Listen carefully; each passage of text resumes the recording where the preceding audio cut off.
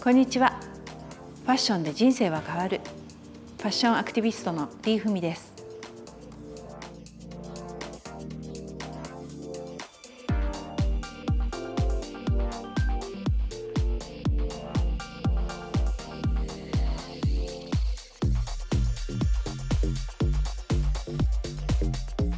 私にとってファッションとは人生そのものです。とっても大事に思っているし、ファッションを大切にしているっていうことは、言い換えれば私の人生を大切にしているということに置き換えられます。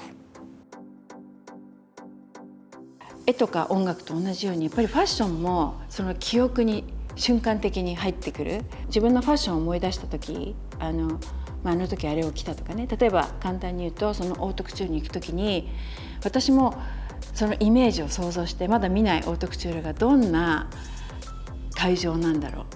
う、でその時自分はどういう気持ちになるかなとか、選ぶ瞬間でもいいよね。その時どういう気持ちだったからこの服を選びました。でそれを着てそこに行くっていうのも、ちっちゃいけれども私のストーリーになっていて、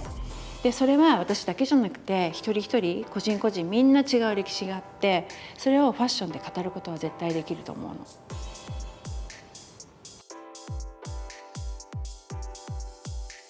ちっちゃい時もう一日中洋服ダンスの中にいて、もう全部これとこれ合わせたら私どう見えるかなとか、もう結構自分中心で、おしゃれを楽しんでたっていうふうに思うんだけど、でなんで好きかって言われても、もう自分もわからない、ね、年を重ねて語れって言われると、やっぱりその自分の自己表現っていうツールとしては、ファッションが一番自分には合ってたんだろうなと思うんだよね。その自分の思いをお洋服に込めながら洋服を着始めて、でそれが自分は何も語ってないのに人に通じてしまうっていう経験をしてから、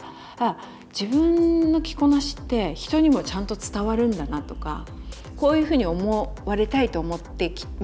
こういう自分になりたいと思って着る服は相手にもその思いが伝わってるっていう、そのコネクションっていうのかなを感じた時に、ファッションってこういうツール、言葉のようなツールとして使えるんだなって思ったのが、最初のきっかけでもあって、ファッションは外見だけじゃなくて気持ちも一緒に現れるんだよね。朝起きてクローゼットを開けて洋服を見て、気分で選ぶ、それもいいと思うのね。ただその延長上で言うと、ファッションっていうことは、その自分のその日のスケジュールをまず思い浮かべる、シチュエーションとか会う人たちを思い浮かべて、その時どういうふうに自分が接したいかとか、どういう自分に見られたいかで、そういう思いを込めて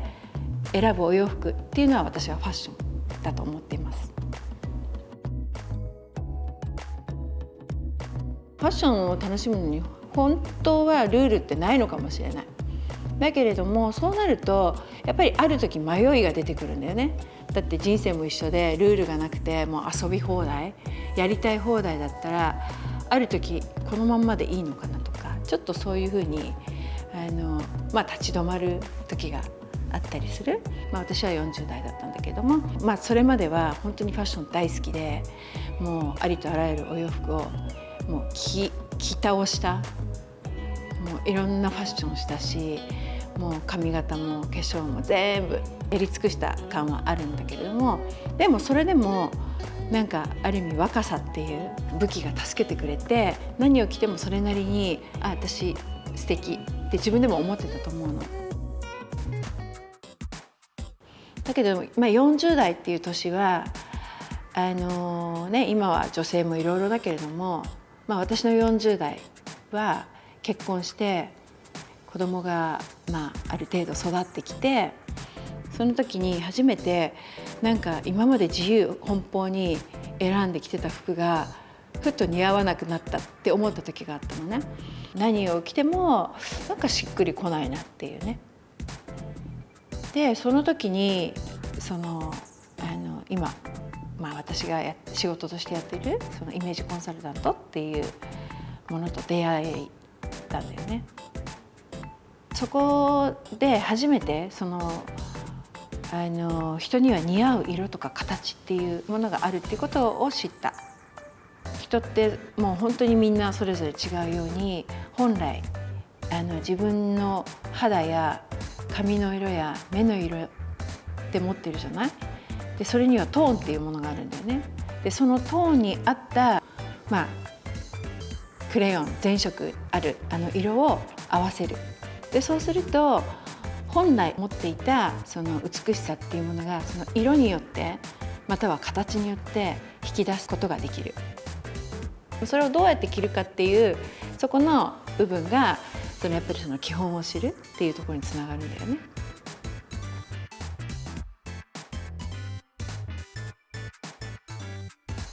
私も一女性としてこれからは女性の時代だと思うんだよね。女性は強くて美しさが求められると思います。でね、それは外見からだけじゃ出せないと思うの。やっぱり心と見た目っていうのは一致して初めて大きいパワーになると思うんだよね。だからそういう意味でファッションはその力を与えてくれるものだと思っています。ファッションによってそのパワーをもらうことができたら、それが私の本望です。ファッションを武器に自分を輝かせてみませんか？リーフミでした。バイ。